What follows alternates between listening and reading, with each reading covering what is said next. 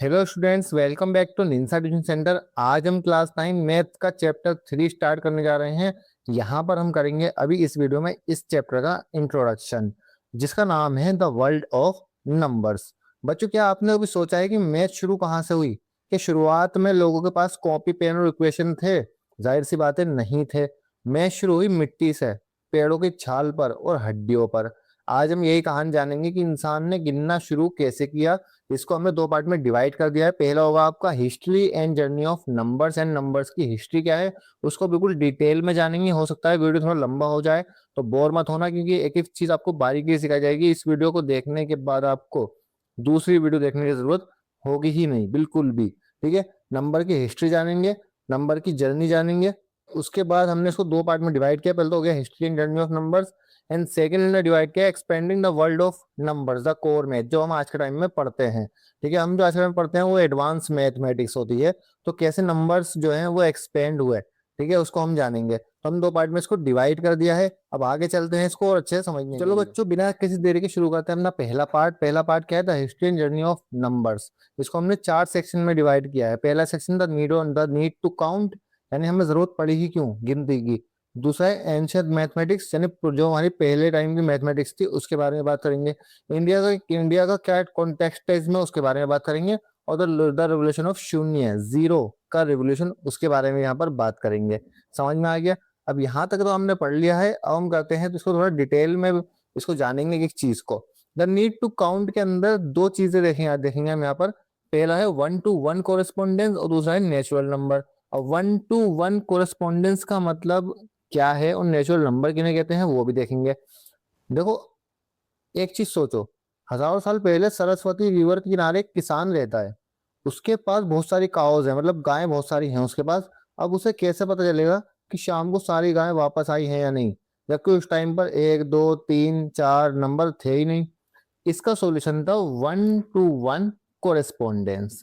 अब ये 1-to-1 correspondence क्या होता है? देखो, जब एक गाय चरने जाती थी ना, तो वो एक कंकड़ लेता था किसान, यानी पेबल जिसको बोलते हैं, छोटा पत्थर, एक कंकड़ लेता था, उसको मिट्टी के मटके में डाल देता था। शाम को जब गाय वापस आती थी तो एक कंकड़ वो निकाल देता था। अगर मटका खाली हो गया मतलब सारी गायें सेफ हैं। यही से जन्म हुआ नेचुरल नंबर्स का। समझ में आ गया 1-to-1 कोरेस्पोंडेंस का मतलब क्या?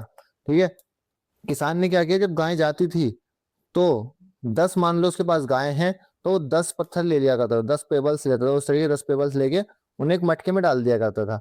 अब जब गाय वापस आती थी तो उन्हें उस मटके से बाहर निकाल दिया करता था। अगर सारे मटके बाहर निकल गए, इसका मतलब क्या है? इसका मतलब है कि सारे गाय वापस आ गई। अगर मान लो एक कंकड़ मटके के अंदर रह गया तो एक गाय गायब है, मतलब एक गाय वापस नहीं आई। और यहीं से जन्म हुआ किसका? नेचुरल नंबर्स का, जिसको हम एन से डिनोट करते हैं। यानी नेचुरल नंबर्स किन्हें बोलते हैं? जो 1 से स्टार्ट हो, 1, 2, 3, 4, 5 एंड सो ऑन। ठीक है, यानी इनको बोलते हैं नेचुरल नंबर्स, जो 1 से स्टार्ट हो, 1 से लेके अनलिमिटेड तक, इनको बोलते हैं नेचुरल नंबर्स। तो 1-to-1 कोरेस्पोंडेंस का मतलब समझ में आ गया, एक एक करके चीजों को गिनना। और नेचुरल नंबर्स का मतलब एक से लेकर के गिनती अनलिमिटेड तक, इसको बोलते हैं नेचुरल नंबर। पहला पड़ाव हमने पार कर लिया। सेकंड पे आ जाओ।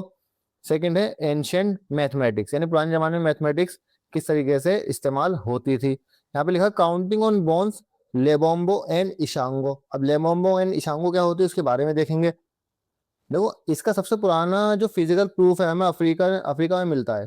ठीक है, लेबोम्बो बोन जो 35,000 साल पुरानी है। कितने साल पुरानी होती है ये? 35,000 यानी 35,000 ईयर्स पुरानी बोन है। उस पर 29 मार्क्स थे। उसके बाद आई इशांगो बोन, 20,000 साल पुरानी, जो और भी अमेजिंग थी। इसमें प्राइम नंबर्स 11, 13, 17, 19 एक कॉलम में थे, और मल्टीप्लीकेशन बाय 2, डबलिंग दूसरे कॉलम में। मतलब एंशियंट लोगों को नंबर्स की बहुत ज्यादा डीप नॉलेज थी। तो लेबोम्बो जो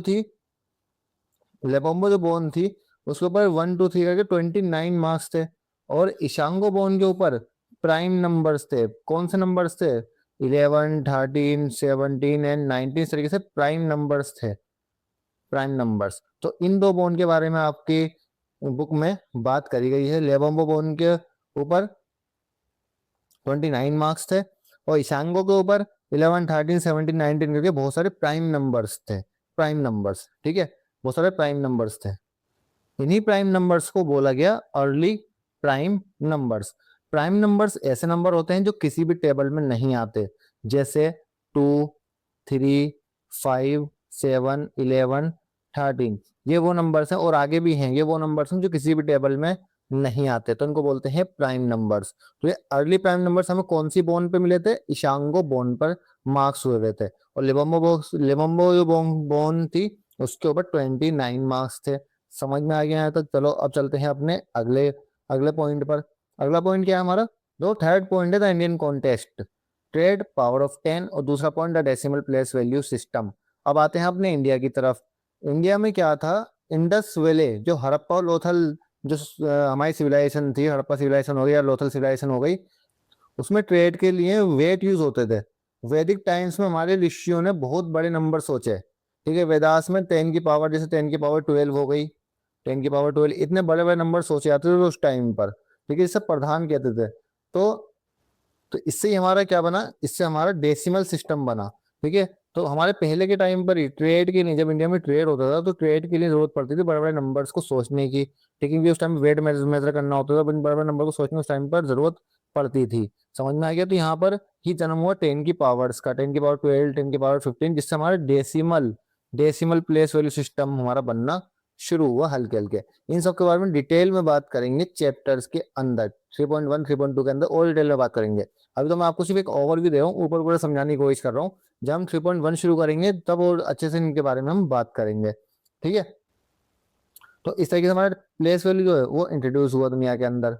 अब आते हैं द रेवोल्यूशन ऑफ शून्य। शून्य के रेवोल्यूशन, जीरो की रेवोल्यूशन कब हुआ? ठीक है, सबसे बड़ा रेवोल्यूशन तब आया जब कुछ नहीं, नथिंगनेस, एक नंबर बन गया। अब कुछ नहीं का मतलब क्या होता है? जीरो।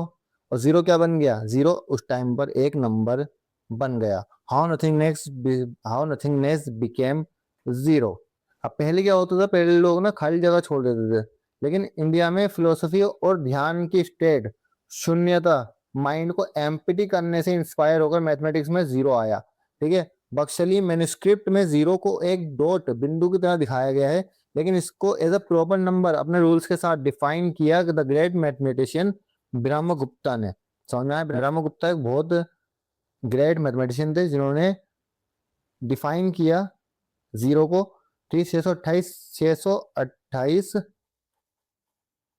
सीई में उन्होंने डिफाइन किया। उन्होंने रूल बताया, उन्होंने कुछ रूल बताए जीरो के। उन्होंने क्या कहा? उन्होंने कहा कि अगर आप किसी नंबर में उसी नंबर को माइनस करेंगे तो वहां पर जीरो आएगा, अगर आप किसी नंबर में जीरो प्लस करेंगे तो आपका आंसर वही नंबर आएगा, और जब आप किसी नंबर में से जीरो माइनस करेंगे तो आपका आंसर वही नंबर आएगा। ये कुछ रूल्स थे जो ब्रह्मगुप्ता के रूल्स थे, ठीक है, जो जीरो को डिफाइन करते थे। समझ में आ गया यहाँ तक? ये हमने पूरा कर लिया है इंट्रोडक्शन के, पहला पहला पॉइंट हमने पूरा कर लिया है। वो दोबारा समझ लो, द नीड टू काउंट, मतलब इसमें क्या था कि जरूरत क्यों थी हमें गिनने की? तो पहला है 1-to-1 कोरस्पॉन्डेंस, एक एक करके चीजों को गिनना। जो पहले के टाइम में किसान अपनी गायों को भेजता था जंगल में चरने के लिए, तो एक एक पत्थर अपने मटके में डालता था, और उसका जब वो गायें वापस आती थी तो एक एक पत्थर मटके में से निकालता था, तो उसको पता चलता था कि मेरी सारी की सारी गायें वापस आ गई या कुछ गायें जंगल में रह गई हैं। यहीं से हम हुआ नेचुरल नंबर्स का। दो बॉन्स की बात करी किताब के अंदर, लेबोम्बो एंड इशांगो। लेबोम्बो बॉन्स के ऊपर बहुत सारी जो मार्क्स थे, 29 मार्क्स थे, और इशांगो के ऊपर प्राइम नंबर्स थे 11, 13, 17, 19, ऐसा करके। यहीं से जन्म हुआ अर्ली प्राइम नंबर्स का। और फिर हमारे इंडिया के अंदर ट्रेड के लिए जरूरत पड़ती थी बड़े बड़े नंबर्स की, जहां से जन्म हुआ 10 की पावर का, और 10 की पावर 12, 53, इस तरीके से जन्म हुआ। फिर उसके बाद भी जन्म हुआ वो हुआ डेसिमल प्लेस वैल्यू सिस्टम का, ठीक है। लेकिन सबसे बड़ा रिवोल्यूशन क्या कहलाता है? जीरो का रिवोल्यूशन, जहां पर नथिंगनेस एक नंबर बन गया। जैसे हमने बोला जीरो, जीरो क्या होता है? कुछ नहीं, लेकिन अगर इसको वन के पीछे लगा दो तो इसकी कोई, ये वन की वैल्यू को बढ़ा देता है, ठीक है। वन के पीछे लगा दो तो वन की वैल्यू को बढ़ा देगा, 10 से 100 बन जाएगा। तो जीरो भी एक नंबर बन गया। और ये किसने डिफाइन किया? ब्रह्मगुप्ता ने डिफाइन किया। ब्रह्मगुप्ता के रूल्स क्या थे कि अगर आप किसी भी नंबर को किसी भी नंबर से माइनस करोगे जीरो आएगा, अगर आप किसी भी नंबर में जीरो प्लस करोगे तो वही नंबर आएगा, और आप किसी नंबर में जीरो माइनस करोगे तो भी वही नंबर आएगा। तो पहला पॉइंट इसको हो चुका है कंप्लीट। अब हम करेंगे नेक्स्ट पेज पर इसका second point discuss. Second point में expanding the world of numbers the core math. इसके में पहला पॉइंट है आपका इंटीजर्स। दो इंटीजर्स क्या होते हैं ये आपकी किताब में बताया गया है। तो सेकंड पॉइंट है expanding the world of numbers the core math का पहला पॉइंट, पहला सब पॉइंट इंटीजर्स। और हमने क्या पढ़ा कि ब्रह्मगुप्ता ने डिफाइन किया जीरो को, लेकिन ब्रह्मगुप्ता जीरो को डिफाइन करने के बाद यहीं पे नहीं रुके, उन्होंने और आगे गए। उन्होंने सोचा कि अगर छोटा नंबर में से बड़े नंबर को माइनस करें तो क्या होगा। जैसे मान लो छोटा नंबर क्या है 2, आपने उसमें 6 को माइनस कर दिया। आज के टाइम पे हम जानते हैं माइनस का 4 आएगा, लेकिन उस टाइम पर नहीं पता था कि क्या होगा ब्रह्मगुप्ता के टाइम पर। इसको किसको समझाने के लिए उन्होंने कॉमर्स का इस्तेमाल किया, यानी व्यापार का इस्तेमाल किया, ट्रेडिंग का इस्तेमाल किया। उन्होंने बोला कि भाई फॉर्चून्स यानी प्लस वाली जो वैल्यू होगी आपकी कमाई हुई दौलत यानी पॉजिटिव नंबर्स होगा, और डेट्स यानी जो आपको वो कर्जा होगा, ठीक है, आपका उधार, वो आपके उधार को दिखाएगा। ठीक है, जो फॉर्च्यून होगा वो हमेशा पॉजिटिव वैल्यू होगी, वो आपकी दौलत को दिखाएगा। और डेट्स जो होगा वो हमेशा नेगेटिव वैल्यू होगी, वो आपके ऋण को दिखाएगा, आपके कर्जे को दिखाएगा, आपके कर्ज को दिखाएगा। समझ में आ गया यहाँ तक।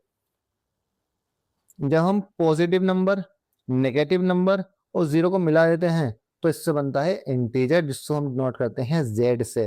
अब जेड से नोट क्यों करते हैं, क्योंकि जेड एक जर्मन वर्ड है, इसका मतलब होता है जेहलन। जेहलन, ठीक है, जेहलन। समझ में आ गया यहाँ तक।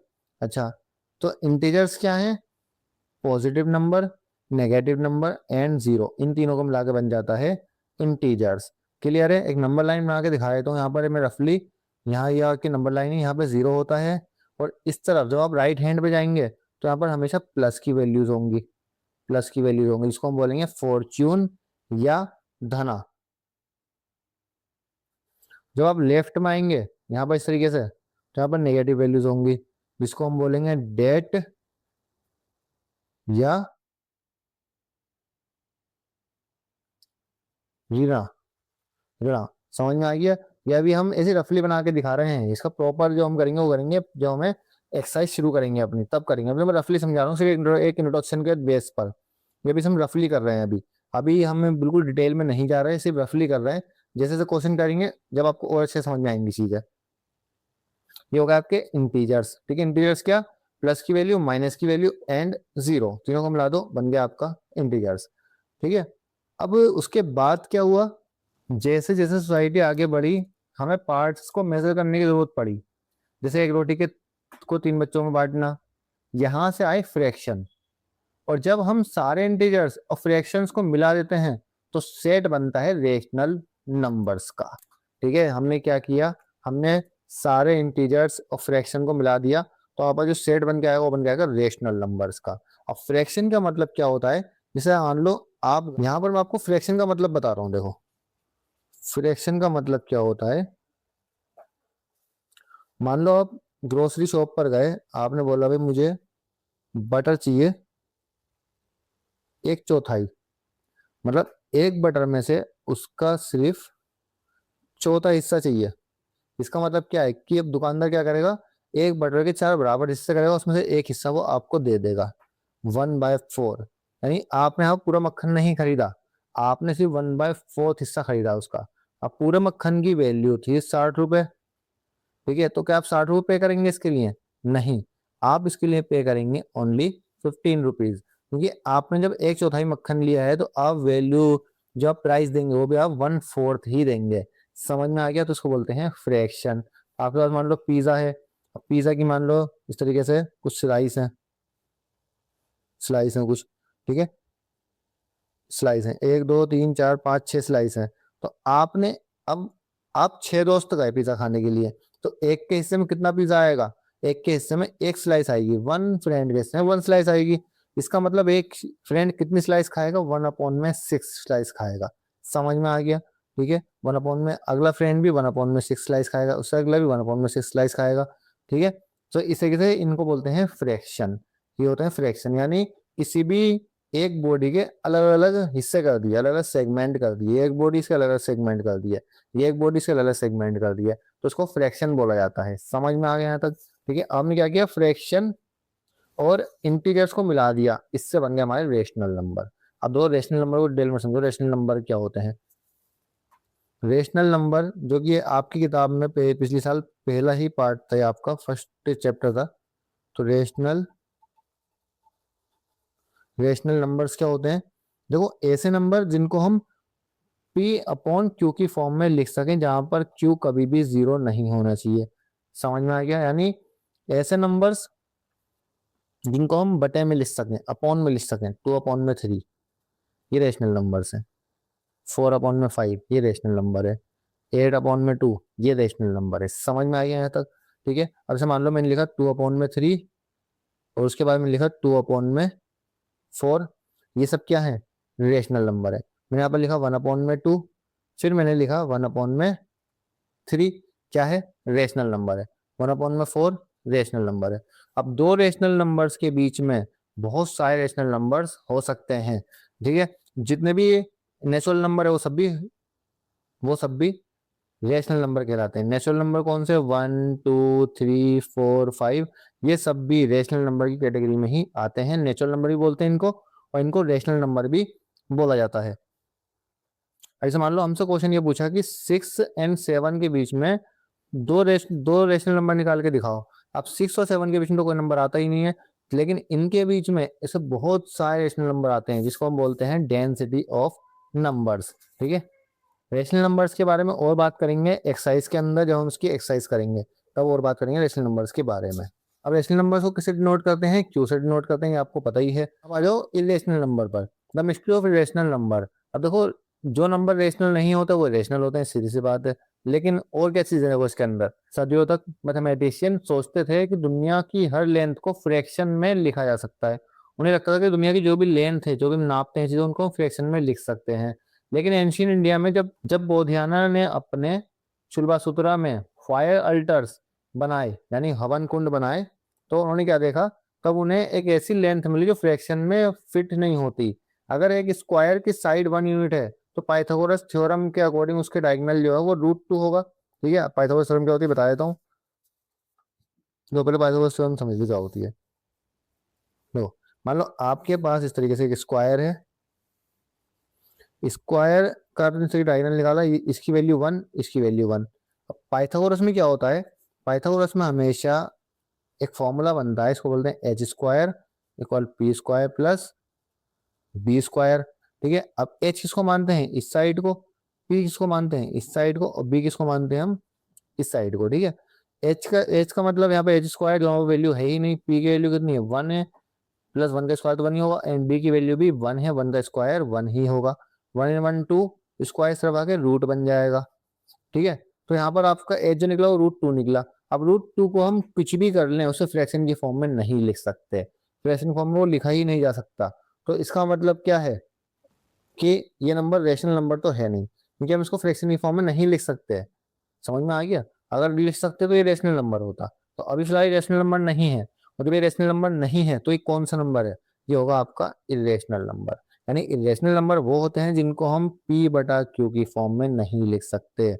और जितने भी आपके नॉन परफेक्ट स्क्वायर नंबर होते हैं, जैसे कि 2 हो गया, 3 हो गया, 5 हो गया, 7 हो गया, 6 हो गया, ये सब के सब कैसे होते हैं? ये सब के सब इरेशनल होते हैं, क्योंकि इनको आप p/q की फॉर्म में नहीं लिख सकते, इनको आप फ्रैक्शन की फॉर्म में नहीं लिख सकते। आपको ध्यान रखना है, ये सब होते हैं इरेशनल नंबर। ठीक है। अब √2 एक इरेशनल नंबर होता है, आपने कह दिया, हमने मान लिया। क्यों भाई? हम क्यों माने आपकी बात? ठीक है। तो इसलिए सिर्फ ये कहने से नहीं होगा, इसको प्रूफ भी करा था। किसने प्रूफ करा था इसको? जो हड़प्पा सभ्यता के जो लोग थे उन्होंने इसको प्रूफ भी किया था। किस मेथड से? प्रूफ बाय कॉन्ट्रडिक्शन से प्रूफ किया था। ये हम पढ़ेंगे आने वाली एक्सरसाइज के अंदर, बहुत लंबी एक मेथड होता है। ठीक है। उसको हम आने वाली क्लासेस में करेंगे, अभी फिलहाल नहीं समझा रहा मैं उसको। लेकिन √2 को हम इरेशनल प्रूफ करेंगे। पहले 10 क्लास के अंदर था, 9 क्लास के अंदर ये था नहीं, अभी 9 क्लास के अंदर भी डाल दिया गया है। तो रेशनल नंबर हम प्रूफ करेंगे, √2 को वो हम करेंगे आगे। अब आ जाओ रियल नंबर्स पर, रियल नंबर्स एंड डेसिमल्स पर। देखो, रियल नंबर डेसिमल्स में क्या है? Terminating, repeating and non terminating patterns. इसको ध्यान से समझना। कुछ नंबर ऐसे होते हैं जिनको आप डिवाइड करेंगे ना तो एक टाइम पे जाकर के रुक जाएंगे। समझ में आएगा? जैसे मान लो आपने 3/10 लिखा, जब आप इसको डिवाइड करेंगे तो ये 0.3 हो जाएगा। ठीक है। इससे आगे डिवाइड नहीं होगा। ठीक है। आपने लिखा भाई 8.4, कट जाएगा, 2 पे रुक जाएगा आकर के। ठीक है। यहाँ तो कोई डेसिमल ही नहीं बना। ठीक है। इसका डेसिमल एक्सपेंशन, इसको बोलते हैं डेसिमल एक्सपेंशन। तो यहाँ पे क्या हुआ? 0.33 पे आके नंबर रुक गया। समझ में आ रहा है? 3 पे आके नंबर रुक गया। जब नंबर कट हो जाए ठीक है, और एक पॉइंट पे आकर के नंबर रुक जाए, ठीक है, जैसे मान लो मैंने लिखा भाई 3 में 8, जब उसको डिवाइड करेंगे तो आपका आंसर आएगा 0.375। अब यहाँ पर क्या हुआ है, 5 पे आकर के नंबर रुक गया, ठीक है, इससे आगे डिवाइड नहीं हो रहा, ठीक है, क्योंकि यहाँ पे आकर के जो रिमाइंडर था वो खत्म हो चुका है। अब यहाँ पर आप देखेंगे तो 5 पे आकर के नंबर रुक गया, मैं इसको डिवाइड करके दिखा देता हूँ एक बार। 3 को हम 8 से डिवाइड करेंगे, 0 यहाँ लगाओ, 0.8 3 24, 6 यहाँ पर आएगा, 0 8 7 56, 4 0 8 5 40, खत्म नंबर। एंड 375 आ गया, यहाँ पर यहाँ पर आकर के नंबर जो है वो रुक गया। तो ऐसे नंबर्स जो पॉइंट के कुछ टाइम बाद आकर के या फिर तुरंत बाद या कुछ टाइम बाद रुक जाए, पूरे पूरे कट जाए, तो उसको बोलते हैं हम टर्मिनेटिंग। क्या बोलते हैं? टर्मिनेटिंग। ठीक है, यानी ये नंबर जो है वो टर्मिनेट हो रहे हैं, कट रहे हैं। और कुछ नंबर ऐसे होते हैं जो कटते ही नहीं, जो नंबर कटते ही नहीं, यानी 5/11 ये कटेगा ही नहीं। आप इसको डिवाइड करेंगे तो 4 ये इस तरीके से आगे बढ़ता रहेगा, 4 5 4 5 4 5 तक, इसका एंड तक इसका आंसर 4 5 ही आएगा। तो हम क्या करेंगे इसमें, 0.45 क्या रिपीट हो रहा है, 4 5 रिपीट हो रहा है ना, तो हम क्या करेंगे, इसको 4 5 पर बार लगा देंगे। तो ये इससे बार का मतलब ये है कि इसके पीछे 4 5 ही रिपीट हो रहा है। अब यहाँ पर हम लेंगे 10/3, 10/3। जब आप 10/3 करेंगे तो आपका आंसर 3.333, यानी यहाँ पर भी ये नंबर भी नहीं कटेगा। तो इसलिए हम क्या लिख सकते हैं, 3.3 पर बार। ठीक है, अब देखो यहाँ पर ये नंबर कट तो नहीं रहा, लेकिन ये नंबर रिपीट हो रहा है बाबा, रिपीट हो रहा है। तो इसको हम क्या बोलेंगे, इस नंबर को बोला जाएगा नॉन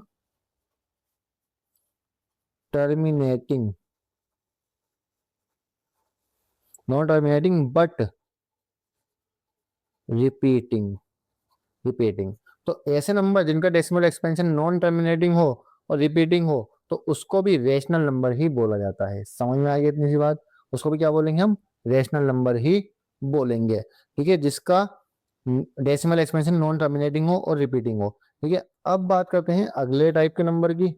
अब अगले टाइप का नंबर क्या होता है, बट जिसका डेसिमल एक्सपेंशन ना तो रिपीट हो और ना ही टर्मिनेट हो। ठीक है, जैसे कि पाई की वैल्यू हो गई आपकी। पाई की वैल्यू क्या है, 3.14, ऐसे करते करते बहुत लास्ट तक जाती है इस तरीके से। तो यहाँ इस पाई की वैल्यू में ना तो रिपीट होती वैल्यू और ना ही वैल्यू कभी भी कट होती। तो पाई के अंदर ना वैल्यू रिपीट हो ना कट हो, तो इसलिए इसका जो डेसिमल एक्सपेंशन होगा वो होगा नॉन टर्मिनेटिंग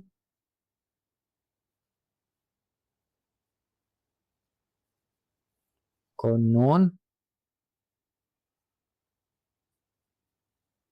रिपीटिंग। ना तो कटेगा और ना ही टर्मिनेट होगा, नॉन टर्मिनेट होगा, नॉन रिपीटिंग होगा। समझ में आ गई इतनी सी बात? क्लियर है? और ऐसे नंबर जो ना कटे हो ना ही रिपीट हो, तो उसको हम क्या बोलते हैं, उसको हम बोलते हैं इरेशनल नंबर्स। उसको हम क्या बोलेंगे, इरेशनल नंबर्स बोलेंगे। समझ में आ गया? ठीक है, अच्छा। अब इन सभी नंबर्स को उठा करके, ठीक है, कौन कौन से नंबर्स को, natural numbers, whole numbers, rational number, integers, ठीक है, इरेशनल नंबर्स, इन सभी नंबर को उठा के एक बक्से में डाल दो, एक थैले में डाल दो, और उस थैले का नाम रख दो रियल नंबर। क्या नाम रख दो, रियल नंबर। ये सारे के सारे नंबर जो होते हैं वो रियल नंबर होते हैं, मतलब ये सारे नंबर रियल में होते हैं। समझ में आ गया? अच्छा, सारे नंबर रियल में होते हैं क्या, कोई नंबर बिना रियल भी होते हैं, मतलब कोई नंबर ऐसे भी होते हैं रियल ना हो? जाहिर सी बात है सारे नंबर रियल ही होंगे। मैं बोलूंगा 7 रियल नंबर है, 8 रियल नंबर है, 10 रियल नंबर है। लेकिन फिर जो नंबर, जैसे रियल का उल्टा क्या होता है, इमेजनरी। तो भाई कोई चीज इमेजिन कर रहे हो, रियल नहीं है, इमेजिन कर रहे हो। तो क्या इमेजिनरी नंबर भी होते हैं? बिल्कुल होते हैं। कैसे होते हैं? आपसे किसी ने बोला भाई -1 का स्क्वायर क्या होगा, तो आपने लिखा -1 का स्क्वायर। अब स्क्वायर निकालने बैठ गए, -1 इंटू में -1, माइनस माइनस कैंसिल, इक्वल 1 आ गया। आपसे पूछा भाई 1 का स्क्वायर क्या होगा, आपने कहा भाई 1 का स्क्वायर तो 1 ही होगा, तो -1 का स्क्वायर भी 1 है और 1 का स्क्वायर भी 1 है। अच्छा, तो -1 किसका स्क्वायर होगा फिर? क्या -1 किसी का स्क्वायर होगा? जब 1 किसी का स्क्वायर तो -1 भी किसी का स्क्वायर होना चाहिए। तो -1 किसका स्क्वायर होगा? -1 स्क्वायर होगा -1 अंडर रूट का। अब मैं स्क्वायर कर दूं इसे, तो स्क्वायर से रूट कैंसिल हो जाएगा, -1 आ जाएगा। लेकिन ये नंबर रियल में हमारे नंबर लाइन पर एग्जिस्ट नहीं करते, तो इसलिए इनको एक नाम दिया गया है, इसको बोलते हैं इमेजिनरी नंबर। इमेजिनरी नंबर्स, इनको इमेजिनरी नंबर्स बोला जाता है, क्योंकि रियल में हमारी नंबर लाइन पे एग्जिस्ट नहीं करते, तो ये इमेजिनरी नंबर होते हैं। सिर्फ अभी आपको झलक दिखाई गई इमेजिनरी नंबर्स की, बाकी आपको डिटेल में पढ़ाया जाएगा। इसको हो सकता है नेक्स्ट ईयर से 10th क्लास में पढ़ाया जाए, या 11th क्लास में, तो आपको पक्का ही नंबर्स मिलने ही वाले हैं। तो हमने अभी क्या क्या पढ़ा, एक बार दोबारा इसका रिकैप कर लेते हैं ध्यान से अच्छे से। पहला हमारा पॉइंट था द नीड टू काउंट, हमें गिनने की जरूरत क्यों पड़ी? 1-to-1 कॉरेस्पॉन्डेंस, यानी चीजों को गिनना एक एक करके, यहाँ से शुरुआत हुई नेचुरल नंबर्स की। ठीक है, दो बॉन्ड्स के बारे में बात हुई, लिबोम्बो एंड इशांगो। लिबोम्बो जो बॉन्ड थी 65-60 साल पुरानी थी। इसमें क्या था, कुछ मार्क्स थे, 29 मार्क्स गिनती इसमें देखी गई। और इशांगो बॉन्ड्स के ऊपर प्राइम नंबर्स मिले हमें, जहाँ से शुरुआत हुई अर्ली प्राइम नंबर्स की। उसके बाद जब इंडिया के अंदर व्यापार शुरू हुआ, तो व्यापार के लिए हमें बड़े बड़े नंबर चाहिए होते थे, तो वहां से शुरुआत हुई 10 की पावर की। और जब 10 की पावर शुरू हुई, जब 10 की पावर शुरुआत हुई, तो वहीं से हमारा निकल के आया डेसिमल सिस्टम और प्लेस वैल्यू का सिस्टम। ठीक है, उसके बाद क्या हुआ, गिनती 1 से 9 पे आकर रुक जाती थी, तो हमने क्या करा, जो नथिंगनेस था, कुछ भी नहीं, उसको हमने एक नंबर बना दिया। क्या नंबर बना दिया उसको? 0। अभी क्या करेगा, जब ये 1 के पीछे लगेगा, तो 1 की वैल्यू को घटाने के उल्टा बढ़ा देगा। ब्रह्मगुप्त थे एक ग्रेट मैथमेटिशियन, उन्होंने कुछ रूल दिए जीरो के लिए। क्या रूल दिए कि भाई अगर सेम में सेम नंबर माइनस करोगे तो 0 आएगा, अगर एक नंबर में से 0 प्लस करोगे तो 0 ए आएगा, और अगर एक नंबर में से 0 माइनस करोगे तो भी वही नंबर आएगा जो आपने जिसमें से आपने 0 को माइनस किया था। ठीक है, अब दूसरे पार्ट पर आते हैं। दूसरे पार्ट में हमने यहाँ पर देखा expanding the world of numbers. ठीक है, दूसरा पार्ट था, इसमें हमने पहले देखा इंटीजर, जिसको जेड से नोट करते हैं। जेड क्यों? क्योंकि जेलन एक वर्ड है जो कि जर्मन वर्ड है, उसका मतलब भी इंटीजर से होता है, तो इसलिए हम इसको जेड से नोट करेंगे। यहाँ पर हमने क्या करें, यहाँ पर हम समझेंगे फॉर्चून एंड डेट्स से। ठीक है, इंटीजर्स को, जो प्लस की वैल्यू है उसे फॉर्चून बोलते हैं, यानी धना बोलते हैं, और जो भी नेगेटिव वैल्यू है उसे डेट्स बोलते हैं, ऋणा बोलते हैं। ठीक है, उसे कर्ज, जो जो भी डेट होता है, कर्ज होता है, उसको ऋणा या फिर डेट बोला जाता है।